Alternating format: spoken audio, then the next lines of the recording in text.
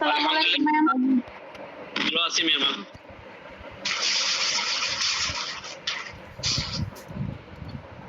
দাঁড়ান আমি স্ক্রিনটা শেয়ার করি তারপর ক্লাস শুরু করতেছি। আজকে কি নিয়ে আলোচনা করব? আরজি সম্পর্কে আলোচনা করছি। হ্যাঁ, প্লিডিংস আরজি একই জিনিস। আচ্ছা, ডিক্রি সম্পর্কে আলোচনা করছি, রেস জুডিকাটা রেস সাবজুডিস সম্পর্কে আলোচনা করছি, দেওয়ানি কার্যবিধির 15 থেকে 20 ধারা আলোচনা করছি, তাই না? একদম ম্যাম আপনি কি স্ক্রিন শেয়ার করতে ম্যাম? হ্যাঁ, স্ক্রিন কি শেয়ার করতে ম্যাম?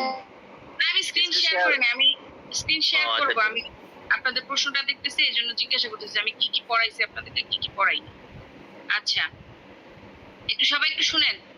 আমি আপনাদেরকে দেওয়ানি প্রকৃতির মামলা কি সেটা পড়াইছি, তাই না? যেটা যেটা পড়াইছি বলবেন হ্যাঁ ম্যাডাম পড়াইছেন, ঠিক আছে? আচ্ছা, দেওয়ানি আদালতের আঞ্চলিক এখতিয়ারের বৈশিষ্ট্য। ওইটা 15 থেকে 20 ধারা, ঠিক আছে? এটা 15 থেকে 20 ধারার মধ্যে আছে সবকিছু। এরপরে রেস জুডিকাটা রেস সাবজুডিস আলোচনা করছি আমি। আচ্ছা, এরপরে একতরফা ডিক্রি কি এটা পড়াইছি। তারপরে পড়াইছি আপনাদের গত ক্লাসে পড়াইছি না কি জানা আরজি আরজি কি, প্লিডিংস কি, কোন কোন ক্ষেত্রে আরজিটা সংশোধন করা যায় এগুলো আলোচনা করছিলাম বিস্তারিত। আচ্ছা, দেওয়ানি আদালতের এখতিয়ার গঠন এবং কার্যাবলী এটা কি পড়াইছি? না। আচ্ছা, এটা পড়াই নেই। তারপর নিষেধাজ্ঞা কি সেটা পড়াইছি? না। আচ্ছা, তাহলে নিষেধাজ্ঞা কি, অন্তর্বর্তীকালীন নিষেধাজ্ঞা কি, অস্থায়ী নিষেধাজ্ঞা কি, এটা ওটা রাখবে।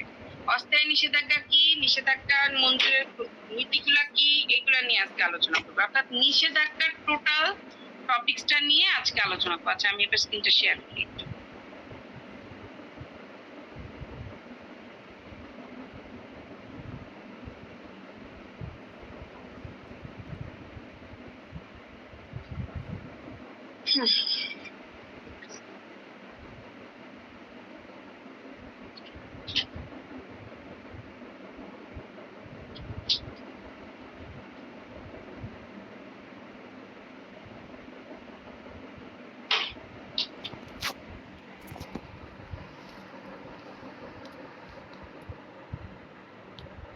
দেখা যাচ্ছে স্ক্রিন?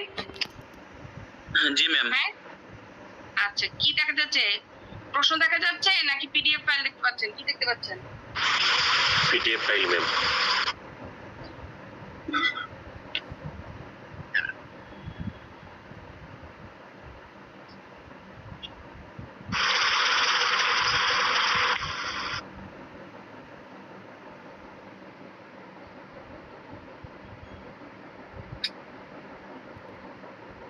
এটাই শেয়ার করলাম।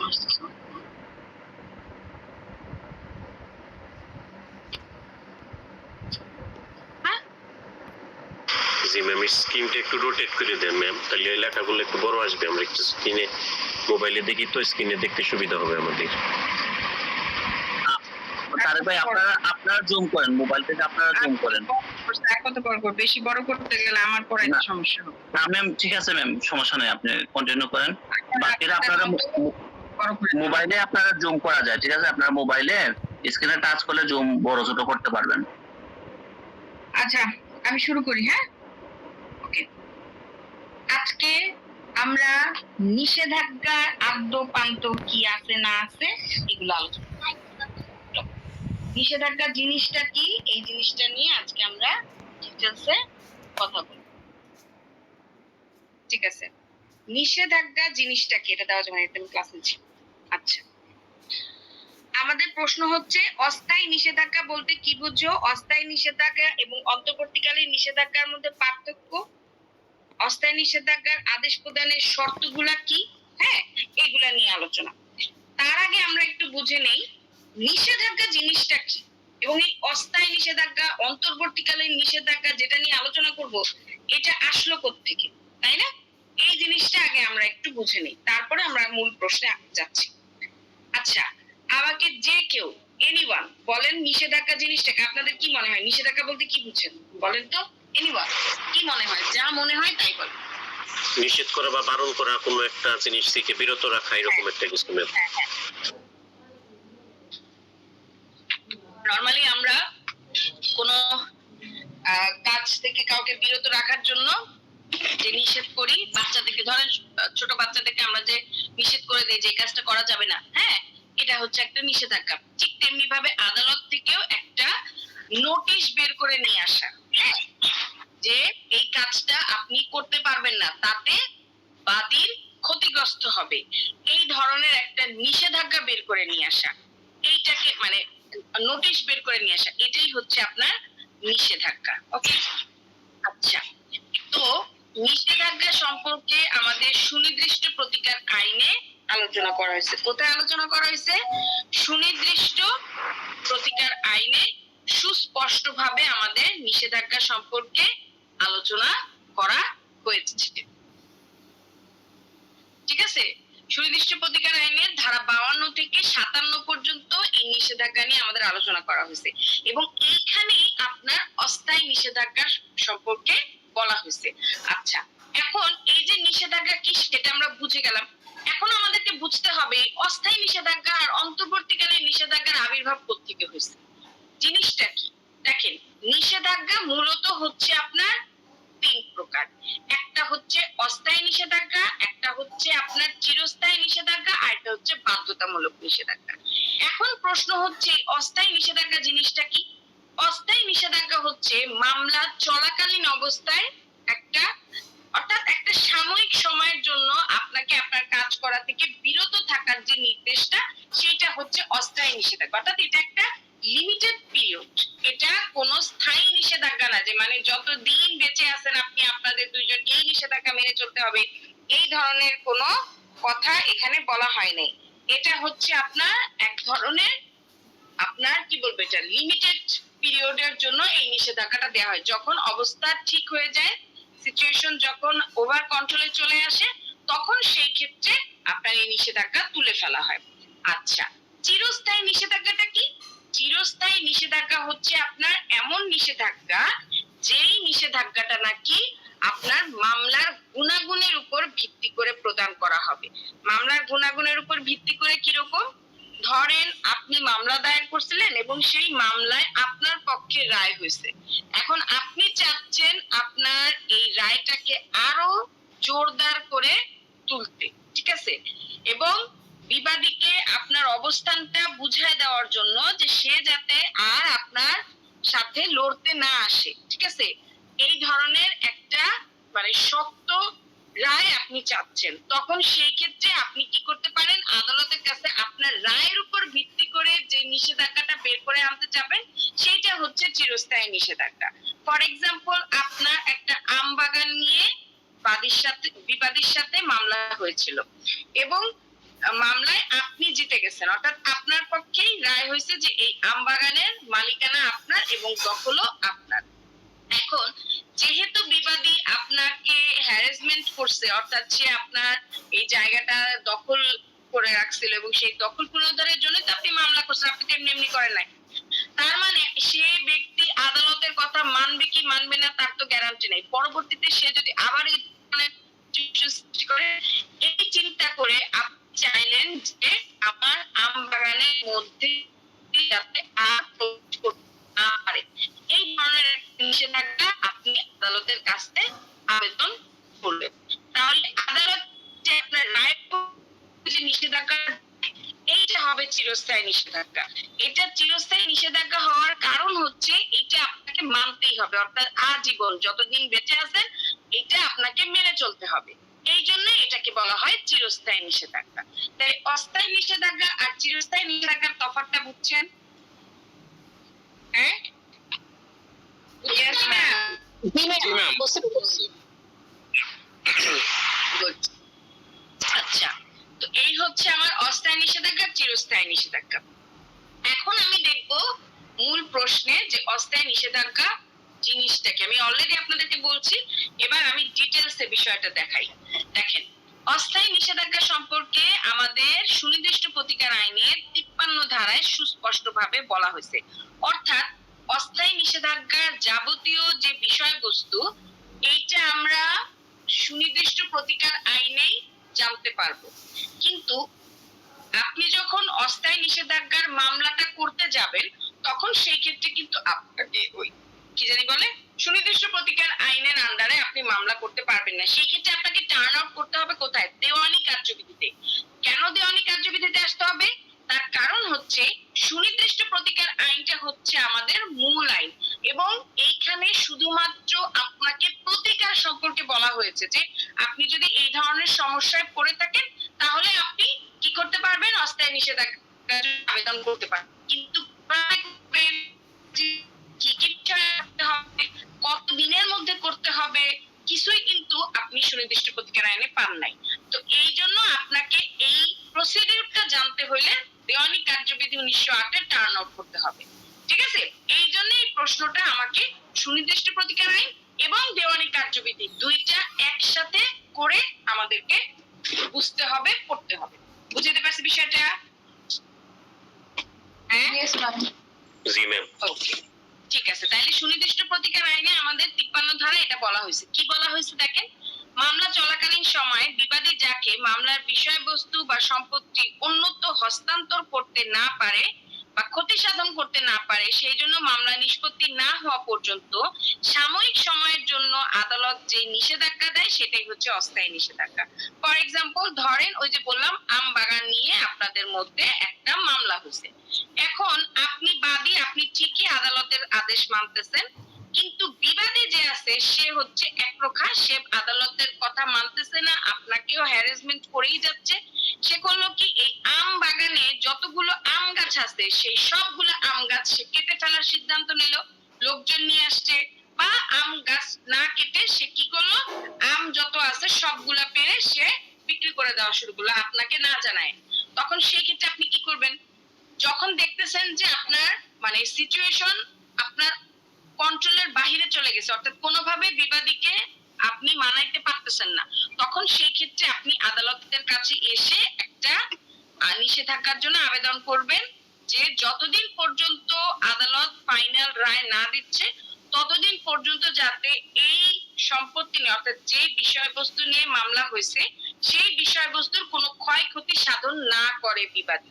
ঠিক আছে? না সে সম্পত্তি অন্যত্র হস্তান্তর করতে পারবে, মানে কারো কাছে দান করতে পারবে বা লিজ দিতে পারবে না, কোথাও আপনার বিক্রয় করতে পারবে, হ্যাঁ, কিছুই যাতে সে করতে না পারে, এই রকমের একটা নিষেধাজ্ঞার জন্য আপনি আবেদন করবেন এবং আদালত যদি উপযুক্ত মনে করেন তাহলে সেই ক্ষেত্রে আপনার এই নিষেধাজ্ঞার আবেদনটা মঞ্জুর করবেন। তবে এটা একটা নির্দিষ্ট টাইম লিমিটেশন থাকবে। হইতে পারে সেটা একদম ফাইনাল রায় না হওয়া পর্যন্ত, বা সেটা হতে পারে 2 মাসের জন্য, 3 মাসের জন্য, 6 মাসের জন্য। হ্যাঁ, এটা ডিপেন্ড করবে হচ্ছে আপনার সিচুয়েশনের উপর। যদি দেখা যায় যে বিবাদী আদালতের কথা মতো আপনার কাজ করতেছে এবং অন্যত্র হস্তান্তর করতেছে না, মানে সবকিছু একটা সিচুয়েশন কন্ট্রোলে আছে, তখন সেই ক্ষেত্রে আদালত সেই নিষেধাজ্ঞাটা উঠায় ফেলতে পারে। ধরেন সেটা 2 মাসের মধ্যে উঠাইতে পারে বা 3 মাস বা 6 মাস এরকম। আবার যদি দেখা যায় যে না কোনোভাবে সিচুয়েশন হ্যান্ডেল হচ্ছে না, তখন সেই ক্ষেত্রে আদালত চাইলে একদম ফাইনাল রায় না হওয়া পর্যন্ত এটার উপর একটা নিষেধাজ্ঞা জারি দিয়ে রাখতে পারে। এটাকে ইংরেজিতে বলা হয় হচ্ছে আপনার ইনজাংশন। ঠিক আছে? অর্থাৎ অস্থায়ী নিষেধাজ্ঞা মানে হচ্ছে আপনার কি, টেম্পোরারি ইনজাংশন। আমি কি বুঝাতে পারছি? জি ম্যাম। জি ম্যাম। জি ম্যাম। আচ্ছা, ম্যাম, আমার একটা প্রশ্ন ছিল। জি বলেন বলেন।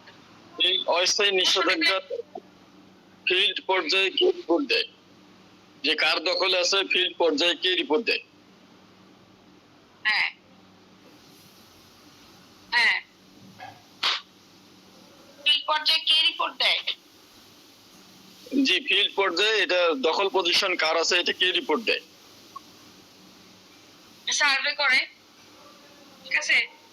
সার্ভে অফিসার যারা আছে তারা সার্ভে করে, অথবা কোর্ট থেকে আপনার এসে যাবে, ইন্সপেকশনে যায়, অর্থাৎ ওই যে আপনার স্থানীয় পরিদর্শন বলে না, হ্যাঁ, সেই জায়গায় যাবে, স্থানীয় পরিদর্শনের মাধ্যমে তদন্ত করে নিয়ে এসে কোর্টে জমা দেবে। এটা এটা কি এটিএম? হ্যাঁ, আদেশ 26 আর হচ্ছে আপনার 75। ঠিক আছে? এই মানে ধারা 75 এই দুইটার উপর ভিত্তি করে দুইটা ধারা এবং আদেশের উপর ভিত্তি করে ইন্সপেকশনের যে পদ্ধতিটা আছে সেই পদ্ধতি অবলম্বন করে তদন্ত রিপোর্ট জমা দেওয়া হবে।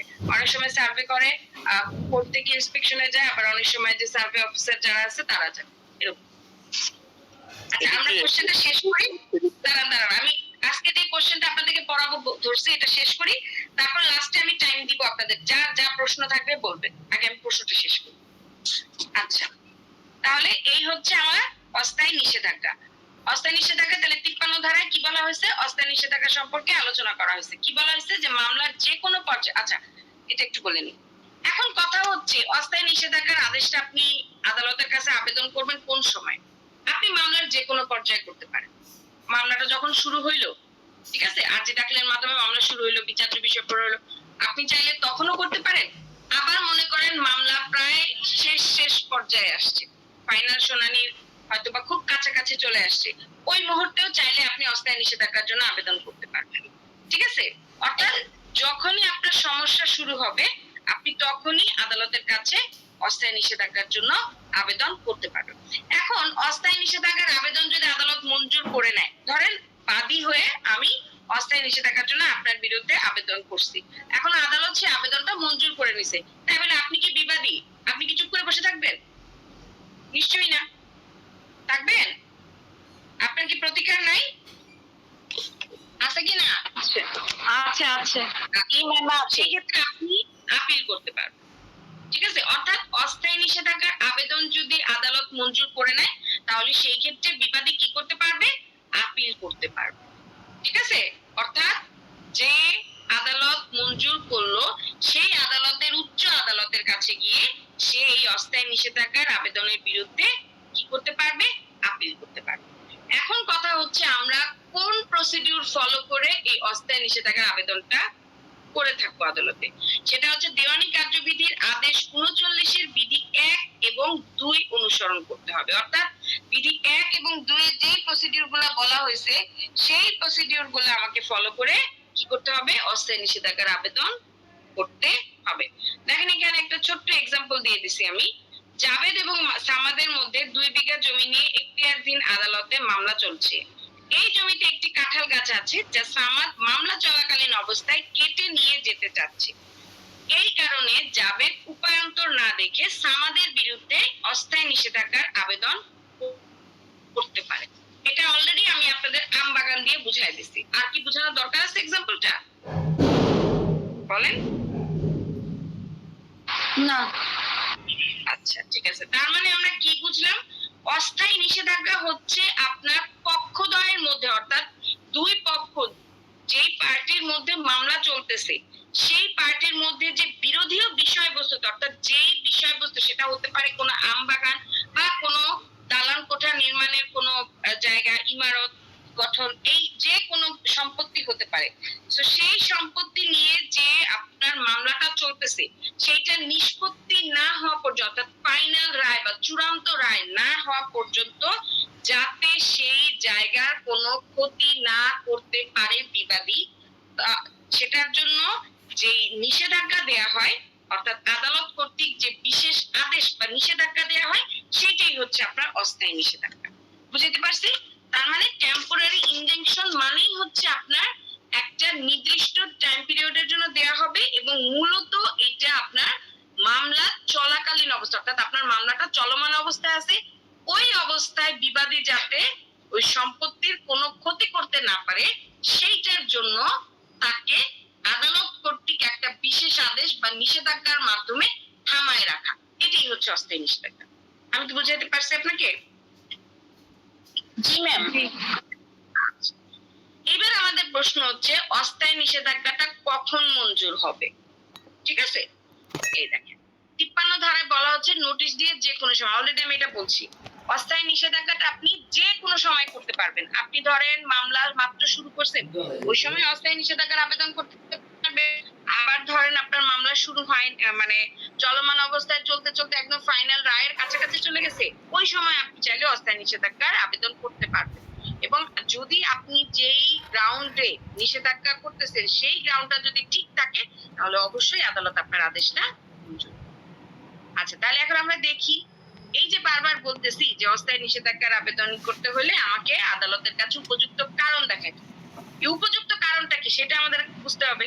দেখেন, দেওয়ানি কার্যবিধির আদেশ ৩৯-এর বিধি ১ অনুযায়ী বলা হয়েছে, মামলার কোনো বিষয়বস্তু বা সম্পত্তি কোনো পক্ষ কর্তৃক হস্তান্তরিত, বিনষ্ট বা ধ্বংস করার আশঙ্কা দেখা দিলে। দ্বিতীয়ত, বিবাদী তার পাওনাদারকে প্রতারিত করার উদ্দেশ্যে তার সম্পত্তি অন্যত্র অপসারণ করার চেষ্টা করলে। তৃতীয়ত, বেআইনিভাবে মামলার বিষয়বস্তু বিক্রি হবার সম্ভাবনা দেখা দিলে। ঠিক আছে, তার মানে আমরা কি বুঝলাম? এখানে বারবার একই জিনিস বলতেছে, বিবাদী মামলার যে বিষয়বস্তু সেটা নষ্ট করার চেষ্টা করতেছে বা ধ্বংস করার চেষ্টা করতেছে, অথবা কারো কাছে দান করে দেওয়ার চেষ্টা করতেছে। ঠিক আছে, অথবা কি করতে চাচ্ছে, হস্তান্তর বা ট্রান্সফার করে দিতে চাচ্ছে। সেটা হতে পারে বিক্রয় ভাবে বা সেটা দান, লিজ, যে কোনো ভাবে। আচ্ছা, আর কি? মূলত তার উদ্দেশ্য হচ্ছে পাওনাদারকে ঠকানো। পাওনাদার মানে হচ্ছে বাদীকে। বাদীকে ঠকানোই হচ্ছে তার মূল উদ্দেশ্য। ঠিক আছে, এটার জন্য সে এই কাজটা বারবার করতেছে এবং আদালতের যে সময়সীমা সেই সময়সীমাকে ডিলে করার চেষ্টা করতেছে। ঠিক আছে, তো এই ধরনের আশঙ্কাগুলো দেখা দিলেই শুধুমাত্র আদালত আপনার আদেশটা মঞ্জুর করবে। এখন এই ধরনের কোনো আদেশই নাই, অথচ আপনি গিয়ে বললেন যে আমি অস্থায়ী নিষেধাজ্ঞার আবেদন মঞ্জুর করতে চাই, কিন্তু আদালত যখন আপনি বললেন আর সাথে সাথে যে আদালত মেনে নেবে তা তো না। এটার জন্য ইন্সপেকশনে যাবে, ঠিক আছে, তদন্ত কমিটি গঠন হবে, তদন্ত করবে। তদন্ত রিপোর্টে যদি আসে যে না, বিবাদী কোনো ধরনের, মানে বাদী যে অভিযোগগুলো আনছে বিবাদীর উপরে, বিবাদী এই ধরনের কোনো কাজই করে না, হ্যাঁ, তখন সেই ক্ষেত্রে আপনার আদালত কি কারণে আপনার আদেশটা শুধু শুধু মঞ্জুর করবে? কোনো দরকার আছে তার? বলেন, কোনো দরকার আছে? কি না ম্যাম? কিছুই না। না, তো এইটাই বললাম যে অবশ্যই তাকে প্রুফ করতে হবে। শুধুমাত্র উপযুক্ত কারণ দেখাইলেই হবে না, তদন্ত রিপোর্টের সাথে সেটা মিল থাকতে হবে। আচ্ছা, গেল। তারপরে কি? বিবাদীকে চুক্তি ভঙ্গ বা অন্য কোনো ক্ষতিকর কাজ থেকে বিরত রাখার উদ্দেশ্যে বিধি 2-তে কি বলা হয়েছে? বাদী মামলা দায়ের করার পর যে কোনো সময়ে চুক্তি ভঙ্গ বা ক্ষতি হবার সম্ভাবনা দেখা দিলে আদালত অস্থায়ী নিষেধাজ্ঞার আদেশ জারি করতে পারে, অর্থাৎ বিবাদীকে বিরত রাখার জন্য। মানে সোজা কথা, মামলা চলাকালীন সময় যদি বিবাদী তার উদ্দেশ্যটা ব্যাহত করার চেষ্টা করে, ঠিক আছে, অর্থাৎ সে যদি আদালতকে অপমান করার চেষ্টা, অর্থাৎ অবমাননা করার চেষ্টা করে। অবমাননা মানে হচ্ছে আদালতের কথা যদি না শোনে, অর্থাৎ আদালতের আদেশ যদি সে না মানে, এবং উদ্দেশ্যই যদি হয়ে থাকে যে বাদীকে ক্ষতিগ্রস্ত করা, এটাই হচ্ছে তার মূল উদ্দেশ্য। ঠিক আছে, তখন এবং সেই ক্ষতিগ্রস্তটা অবশ্যই অন্যায় ভাবে হতে হবে।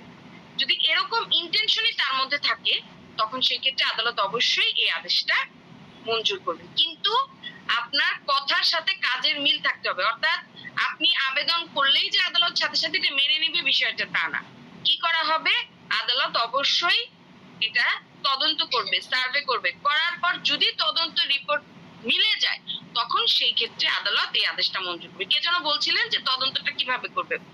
26 আদেশ এবং 75 ধারা অনুযায়ী, অর্থাৎ দেওয়ানি কার্যবিধি 26 আদেশ এবং 75 ধারায় আমার ইন্সপেকশনের কথা বলা হয়েছে। এই ইন্সপেকশনের করে তারপরে তদন্ত রিপোর্ট যখন জমা দেওয়া হবে তখন সেই ক্ষেত্রে আদালতে আদেশটা মেনে নেবে। আর তদন্ত কে করবে? আইনজীবীরা যেও স্থানীয় পরিদর্শন করতে পারে এবং সার্ভে অফিসার যারা তারা গিয়েও করতে পারে। এটা আদালতের আদেশ থাকবে। আদালত যে যাকে আদেশ করবে শুধুমাত্র সেই এই কাজটা করতে পারবে। বুঝতে পারছি? এবং অনেক সময় যে কালেক্টর থাকে জেলা কালেক্টর, তিনিও এই পরিদর্শনে অংশগ্রহণ করতে পারে। এটা সম্পূর্ণ আদালতের একটা ক্ষমতা। আচ্ছা, আমার জানা মতে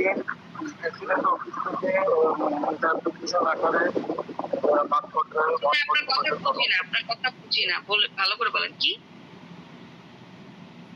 এসিল্যান্ডের কি সার্ভে অফিসার? হ্যাঁ, আমি তো এটাই তো বললাম যে সার্ভে করবে যারা, এটা তো আমরা জানি যে এসিল্যান্ড থেকে সার্ভে জানি।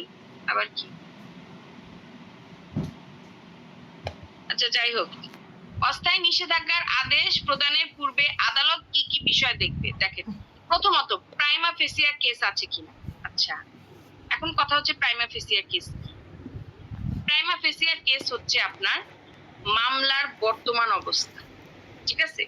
মানে মামলার অবস্থাটা সে দেখবে যে আসলেই কি মানে বাদী অনেক বেশি ক্ষতিগ্রস্ত, নাকি সে শুধুমাত্র আপনার কি বলবো চিন্তার বসে বসে সেটা করতেছে, অথবা আদালতের টাইম লিমিটেশনটা যাতে ডিলে হয় সেইটার জন্য সে করতেছে। এই জিনিসটা দেখবে, অর্থাৎ মামলার বর্তমান অবস্থাটা সে দেখবে, ঠিক আছে?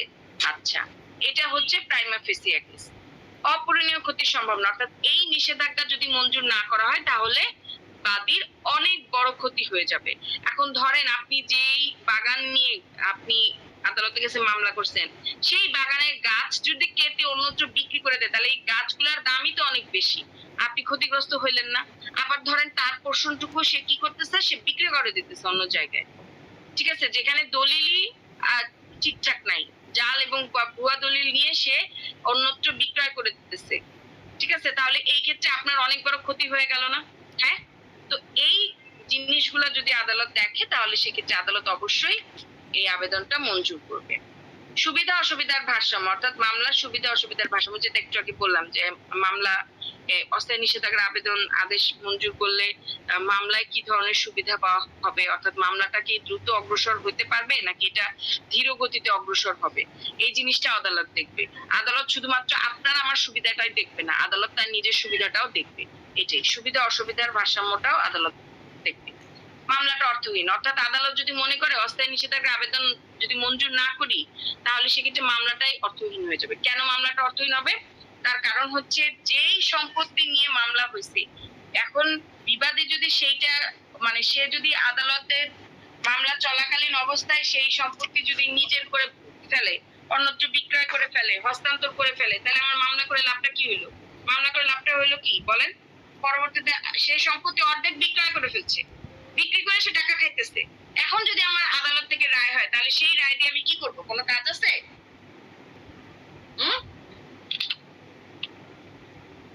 কাজ আছে কিনা সেই রায়ের? নাই, কোনো কার্যকারিতাই নেই। আমি এদিকে মামলা করছি আমার ন্যায় বিচারের জন্য, কিন্তু সেটাই আমি পেলাম না, বিবাদের মধ্যেই সে তার কাজ করে ফেলল, করে সে অলরেডি সে বিক্রয় টিক্রয় করে টাকা পয়সা গুছায় টুছায় দেশের বাইরে চলে গেছে। তাহলে আমার এখন মামলার রায় হয়ে আমি কি করবো? সে তো বহাল তবিয়তে আছে, তা আমি এই মামলার রায় দিয়ে কি করবো বলেন? তো এইরকম সিচুয়েশন যদি দেখে আদালত তাহলে অবশ্যই আদালতে আদেশটা মঞ্জুর। আর সবচেয়ে বড় আরেকটা যেটা কথা সেটা হচ্ছে বিবেচনা। আপনি যত কিছুই করেন না কেন ভাই, আপনি তদন্ত রিপোর্ট দেন, সার্ভে করেন, ইন্সপেকশন কইরা মানে সবকিছু আপনি আদালতের সামনে রাখেন না কেন, আদালত যদি উপযুক্ত মনে না করে তাহলে সেই ক্ষেত্রে আদালত আপনার এই আদেশটা মঞ্জুর করবে না, এবং এটাতে আপনি তাকে বাধ্য করতে পারবেন না, এই রাইট আপনার নাই। অর্থাৎ আদালতের এটা বিবেচনা, অর্থাৎ অস্থায়ী নিষেধাজ্ঞার আদেশ মঞ্জুর করা বা না করা সম্পূর্ণ আদালতের বিবেচনামূলক। এই ক্ষেত্রে আপনি আদালতকে বাধ্য করতে পারবেন না। যদি আপনি আদালতের আদেশে সংক্ষুব্ধ হন তাহলে সেক্ষেত্রে আপনি উচ্চ আদালতে যান, আপিল করেন, রিভিশন করেন, কিন্তু কেন আদালত এই কাজটা করলো না এটা আপনাকে করতে হবে। বারবার ওই একই বিষয় নিয়ে আপনি ওই মানে সেম আদালতে যাইয়া মানে মামলা করবেন, এই জিনিসগুলো করতে পারবেন। বুঝতে পারছেন? হ্যাঁ, ইয়েস ম্যাম। ওকে, এবার আসি আমি অন্তর্বর্তীকালীন নিষেধাজ্ঞা। মূলত অস্থায়ী নিষেধাজ্ঞাও একটা অন্তর্বর্তীকালীন নিষেধাজ্ঞা, তাইলে অন্তর্বর্তীকালীন নিষেধাজ্ঞাটা আলাদা করে কেন নিয়ে আসছে?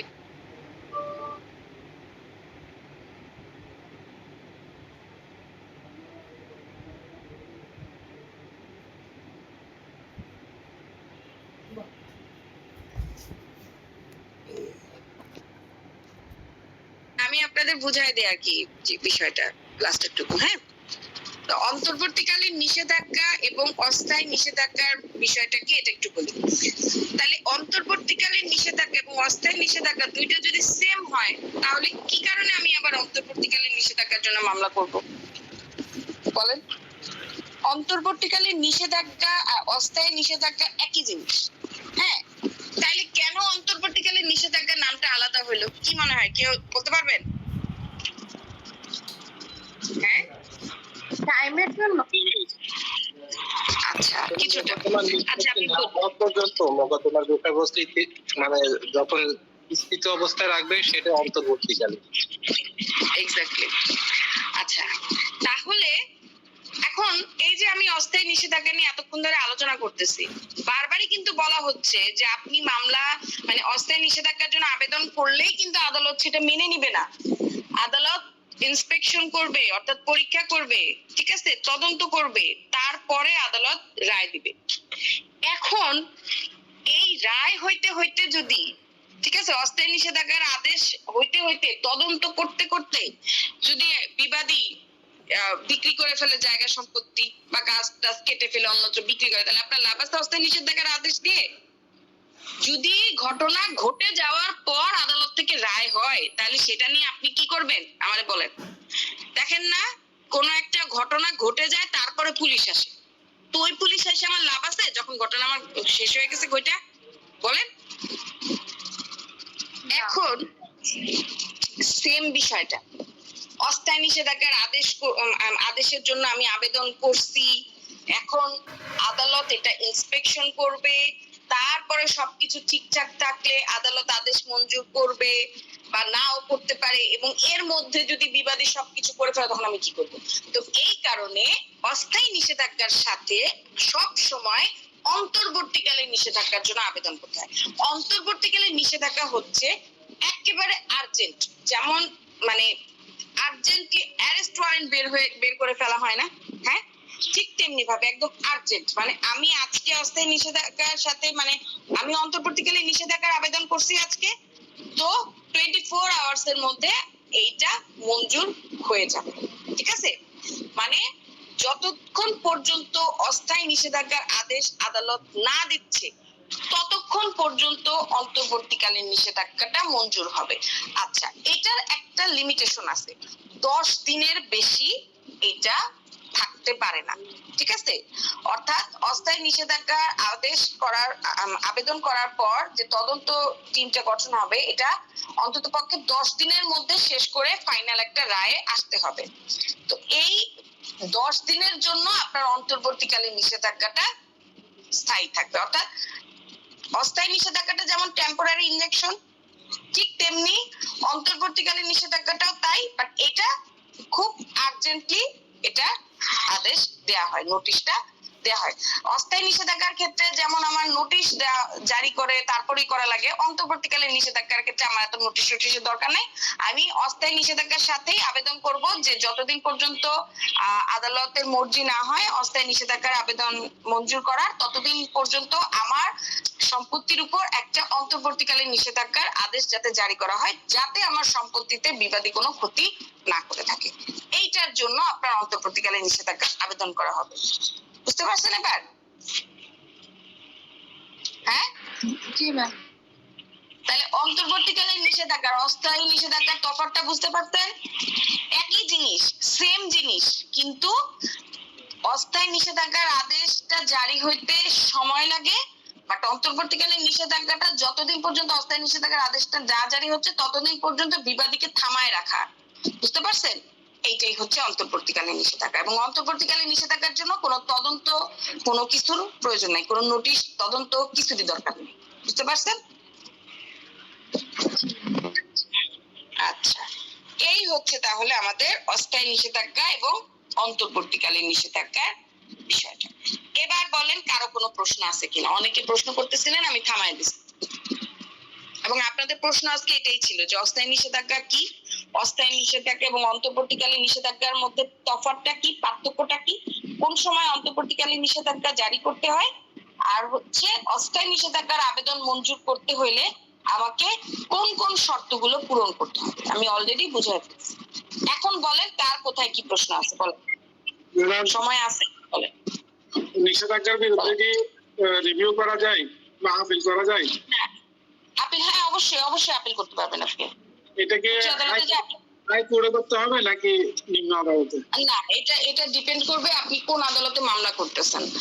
ধরেন আপনি যদি সহকারী জজ আদালতে মামলা করে থাকেন তাহলে সেই ক্ষেত্রে আপনি অবশ্যই এক লাফ দিয়ে হাইকোর্টে যাবেন না, সেই ক্ষেত্রে আপনি জেলা জজ আদালতে গিয়ে আপনি আপিল করবেন।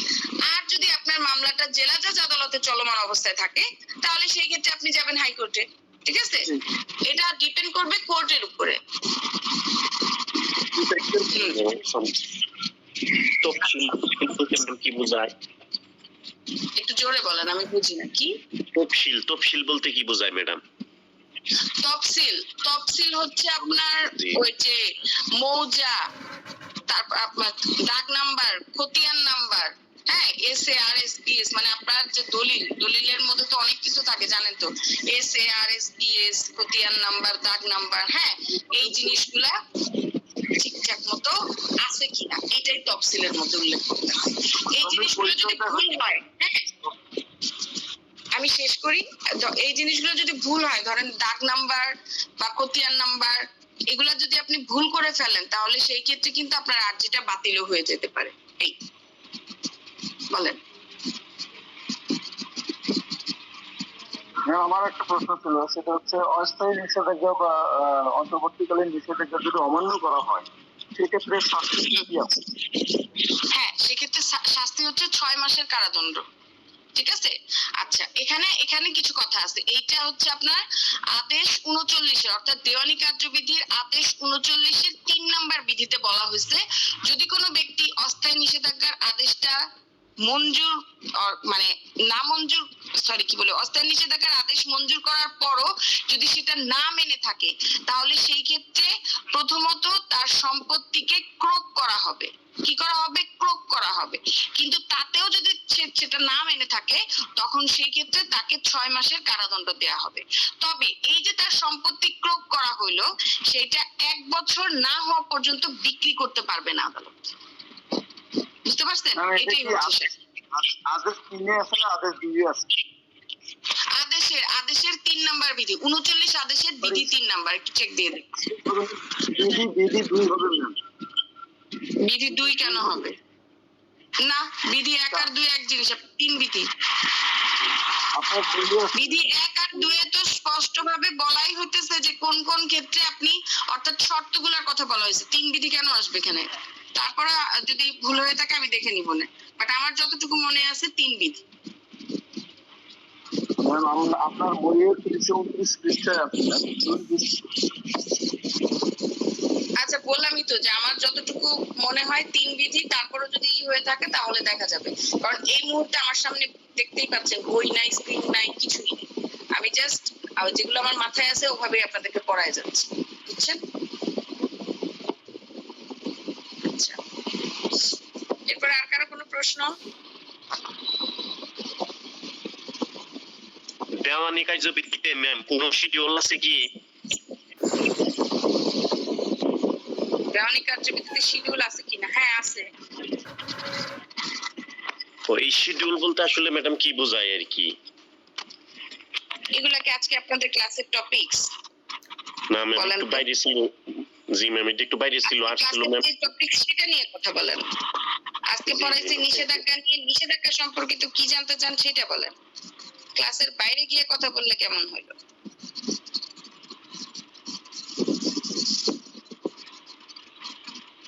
আজকের টপিকস যা সেটা নিয়ে বলেন।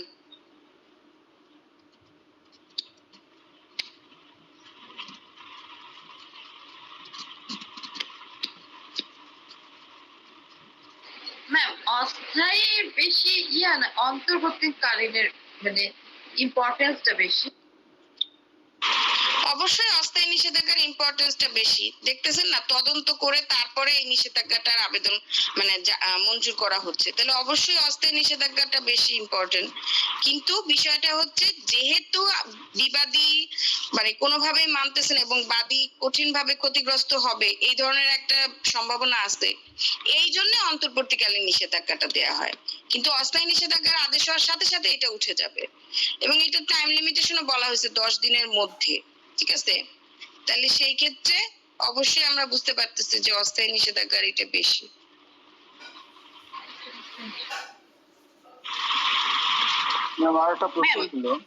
ম্যাম, আমার একটা প্রশ্ন ছিল, সেটা হচ্ছে দেওয়ানি কার্যবিধি নিষেধাজ্ঞা কি 3 প্রকার? অস্থায়ী, চিরস্থায়ী, অন্তর্বর্তীকালীন, এই 3টা হবে ম্যাম? না, অস্থায়ী নিষেধাজ্ঞা, চিরস্থায়ী নিষেধাজ্ঞা, বাধ্যতামূলক নিষেধাজ্ঞা। 55 ধারায় বাধ্যতামূলক নিষেধাজ্ঞা। অন্তর্বর্তীকালীন নিষেধাজ্ঞা কোনো প্রকারভেদের মধ্যে পড়ে না, এটা শুধুমাত্র অস্থায়ী নিষেধাজ্ঞারই একটা পার্ট। যে ক্ষেত্রে আমি মানে অস্থায়ী নিষেধাজ্ঞা আমার জারি হতে দেরি হচ্ছে এবং বিবাদী বেশি খারাপ অবস্থা করতেছে, সেই ক্ষেত্রে জাস্ট অস্থায়ী মানে অন্তর্বর্তীকালীন নিষেধাজ্ঞাটা মঞ্জুর করা হবে। জি ম্যাম, বই উল্লেখ আছে তো তাই জিজ্ঞেস করলাম। Okay ma'am. না না না, অস্থায়ী নিষেধাজ্ঞা, তারপর চিরস্থায়ী নিষেধাজ্ঞা, বাধ্যতামূলক নিষেধাজ্ঞা, এই তিনটাই হচ্ছে আপনার নিষেধাজ্ঞা। ম্যাম বই আচ্ছা আচ্ছা, আমার বইতে উল্লেখ করা আছে তো বিভিন্ন বিভিন্ন দাঁড়ান আমি বলি, ওখানে কিন্তু দেয়া আছে কোন কোন ভেদে কোন কোন নিষেধাজ্ঞা কয়টা। যেমন দেওয়ানি কার্যবিধিতে 4 প্রকার নিষেধাজ্ঞার কথা বলা হচ্ছে, সুনির্দিষ্ট প্রতিকার আইনে 3 প্রকার নিষেধাজ্ঞা, মূলত নিষেধাজ্ঞা 2 প্রকার, এরকম দেখবেন একটু ওখানে কিন্তু লেখা আছে উপরে কোন ক্ষেত্রে কোন ধরনের নিষেধাজ্ঞার কথা বলা হয়েছে, কয় প্রকার নিষেধাজ্ঞা। ঠিক আছে, আপনি যদি আমাকে বলেন যে ম্যাডাম সুনির্দিষ্ট প্রতিকার আইনে কয় প্রকার নিষেধাজ্ঞা, সেই ক্ষেত্রে আমার অ্যান্সার হবে 3 প্রকার। আর আপনি যদি আমাকে বলেন যে ম্যাডাম দেওয়ানি কার্যবিধিতে কয় প্রকার নিষেধাজ্ঞা, সেই ক্ষেত্রে অ্যান্সার হচ্ছে 4 প্রকার। সো এইটা আপনাকে ওইভাবেই পড়তে হবে, বুঝছেন?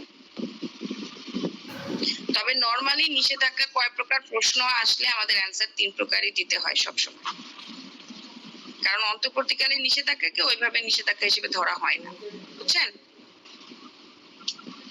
ম্যাম, যে পক্ষের অনুকূলে অস্থায়ী নিষেধাজ্ঞাটা মঞ্জুর করা হলো সেই পক্ষকে কি মানে বিবাদী পক্ষের ক্ষতিপূরণ প্রদান করা হবে? জসিমউদ্দিন, এমডি জসিমউদ্দিন, আপনি কি আছেন লাইনে? হ্যাঁ, আপনি যে বলছিলেন যে 2 নাম্বার বিধি 2, হ্যাঁ বিধি 2 ঠিকই আছে, অমান্য করার দণ্ড। বিধি 1 এর মধ্যে 2টা টপিকস আছে, অর্থাৎ ওখানে উপধারা ক খ, হ্যাঁ এইটা, আর হচ্ছে বিধি 2 এ হচ্ছে অমান্য করার দণ্ডের কথা বলা হয়েছে। ঠিকই বলছেন, বই আমার সামনে ছিল না, যার কারণে আমি করতে পারিনি। হ্যাঁ, অমান্য করার দণ্ড, এটা বিধি 2 39 আদেশে বিধি 2 বলা আছে। এই যেখানে আমি এইগুলা কিন্তু আমি ভুল বলি নাই, ঠিক আছে, শাস্তিগুলা কিন্তু আমি ভুল বলি নাই, এই জিনিসটা দেখছেন, শাস্তিগুলা কিন্তু ভুল বলি নাই, এগুলা তো দেখছেন। আসলে একটা কথা বলি যে যত বেশি আপনার ট্যালেন্টেড হোক না কেন, ঈশ্বরচন্দ্র বিদ্যাসাগরও যদি থাকে অনেক সময় কি হয়ে যায়, হয় না, হয় কি না? আপনি ধরেন অনেক অনেক বিশারদ একটা বিষয়, তা আপনি কি ভুল করবেন না? আপনিও করবেন। এখন মনে করেন যে আমার সামনে বই নাই, স্ক্রিন নাই, কিছুই নাই, আমি এতদিন ধরে যা পড়ায় আসছি, কোর্ট প্র্যাকটিসে যা আছে সেটাই আপনাদেরকে বুঝায় বলতেছি। তো এই ক্ষেত্রে কোন ধারা কোন বিধি, এই জিনিসটা হয়তো বা একটু মিসম্যাচ হইতেই পারে, বাট আপনারা দেখবেন যে ভিতরের যে টপিকসটা সেগুলো ঠিকঠাক বলতেছে কিনা ম্যাডাম। অনেক সময় এগুলাও কিন্তু মানুষ ভুল করে, সো হুট করে ম্যাডামের ভুলটা ধরবো এই থাকতেন না, ঠিক আছে? ম্যাডামের কাছ থেকে নিতে শিখেন, ভুল ধরতে শিখেন না। ভুল ধরা না ম্যাম, আপনি টিচিং করতেছেন, আমরা শিখতেছি। এখন আপনি বলতেছেন আমরা বইয়ে পড়ছি একটা, আপনি বলতেছেন না না না, ম্যাডাম ওইটা তো বললাম, এই যে 2 বিধি, বিধি 2 এ যে অমান্য করার যে দণ্ড সেটা বলা হয়েছে। আমার সামনে বই ছিল না, কিছুই ছিল না, যার কারণে আমি করতে পারি না। আপনি বলার পর আমি আবার চেক আউট করলাম এখন যে হ্যাঁ বিধি 2 ঠিক আছে। আর 1 এর, আর আমি পড়ায় আসতেছিলাম 1 বিধি ক খ উপধারা, ওইটাকেই আমি 1 2 বলে ফেলছিলাম, বুঝতে পারছেন এবার? সমস্যা নাই। আচ্ছা, আর কারো কোনো প্রশ্ন থাকলে বলতে পারেন, অস্থায়ী নিষেধাজ্ঞা বা নিষেধাজ্ঞা সম্পর্কিত কোনো প্রশ্ন থাকলে বলেন।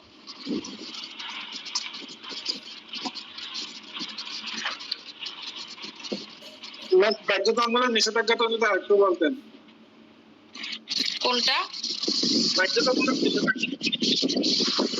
আচ্ছা, বাধ্যতামূলক নিষেধাজ্ঞা মানে হচ্ছে আপনাকে করতেই হবে, ঠিক আছে? অস্থায়ী নিষেধাজ্ঞা না সূচক, ওকে? চিরস্থায়ী নিষেধাজ্ঞা এটা রায়ের উপর ভিত্তি করে নিষেধাজ্ঞা, এটা হতে পারে হ্যাঁ সূচক বা হতে পারে না সূচক, এটা কোনো ব্যাপার না। কিন্তু বাধ্যতামূলক নিষেধাজ্ঞা মানে আপনাকে করতে হবে, আপনাকে কোনো একটা কাজ আইনত করতে বাধ্য করাই হচ্ছে বাধ্যতামূলক নিষেধাজ্ঞা। কিরকম?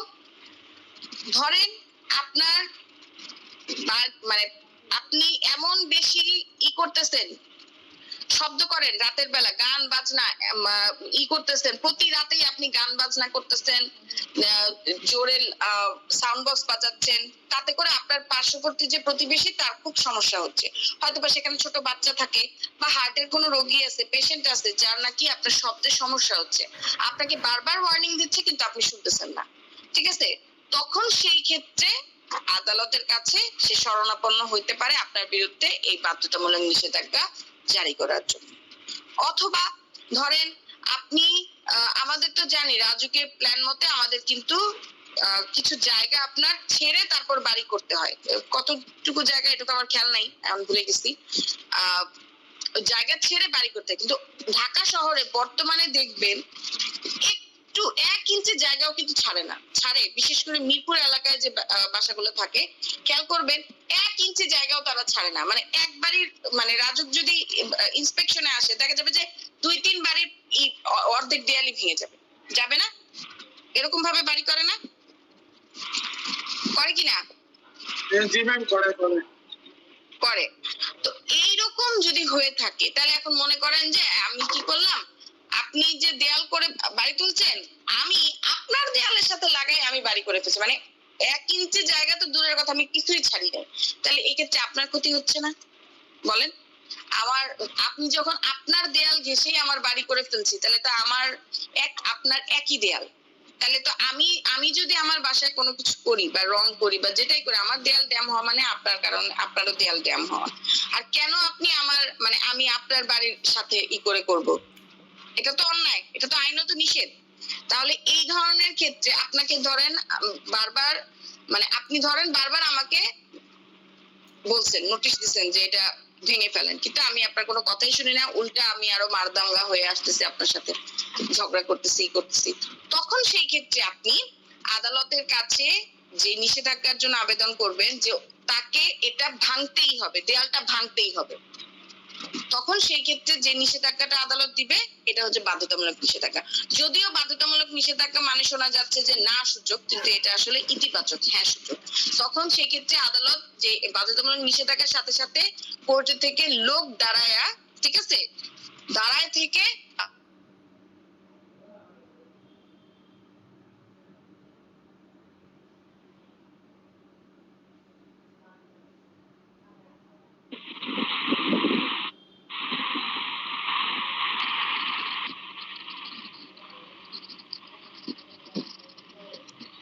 বাধ্যতামূলক নিষেধাজ্ঞা বুঝছেন কিনা? জি ম্যাম, জি, থ্যাংক ইউ।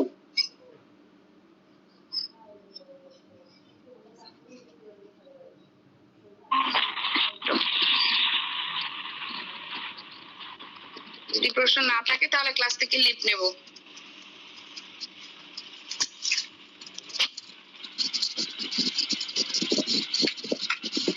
প্রশ্ন আছে?